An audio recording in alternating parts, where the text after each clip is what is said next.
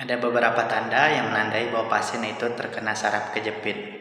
Biasanya pasien datang dengan keluhan adanya nyeri pada bagian bokong atau pinggang. Ini biasanya menjalar sampai ke kaki. Rasanya kayak kebas, kesemutan, nyeri. Bahkan pada fase yang sudah berat, pasien bisa merasakan kelumpuhan atau kelemahan bagian kaki yang terkena saraf kejepit itu sendiri. Nah, untuk saraf kejepit itu sendiri biasanya disebabkan oleh berbagai faktor. Biasanya berhubungan dengan usia. Pada usia yang sudah lanjut, terjadi penipisan dari bantalan tulang belakang dan sendi-sendinya pun menjadi membesar, sehingga ini akan terjadi gesekan. Gesekan ini akan mengakibatkan terjepitnya saraf yang melewati sela-sela dari tulang belakang itu sendiri akibat bantalannya menipis. Yang kedua, akibat sendinya yang menyempit. Akhirnya jepitan saraf terjadi. Timbullah sensasi nyeri yang menjalar sampai ke ujung-ujung kaki. Yang kedua, biasanya disebabkan oleh HNP.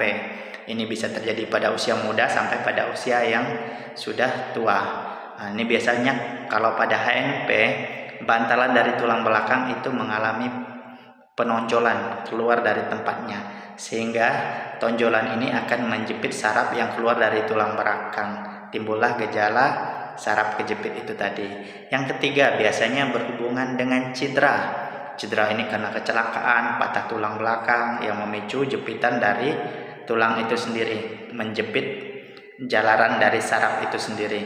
Yang keempat, biasanya adanya kista. Nah, kista ini bisa tumbuh di sela-sela bantalan ini tadi.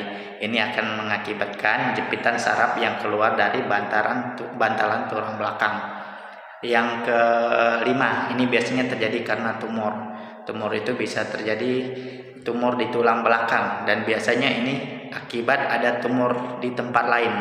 Misalnya ada tumor di usus, tumor di paru, atau tumor di bagian dalam yang biasanya menjalar atau mengalami metastasis ke tulang belakang. Ya, ini jarang sekali menurut ortopedi.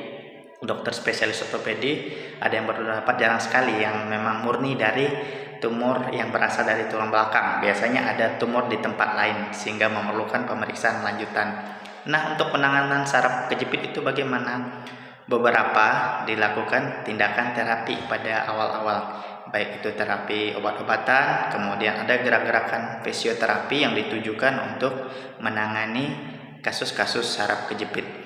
Tapi pada kasus yang sudah lebih berat biasanya dilakukan operasi jika belum terlambat. Terima kasih.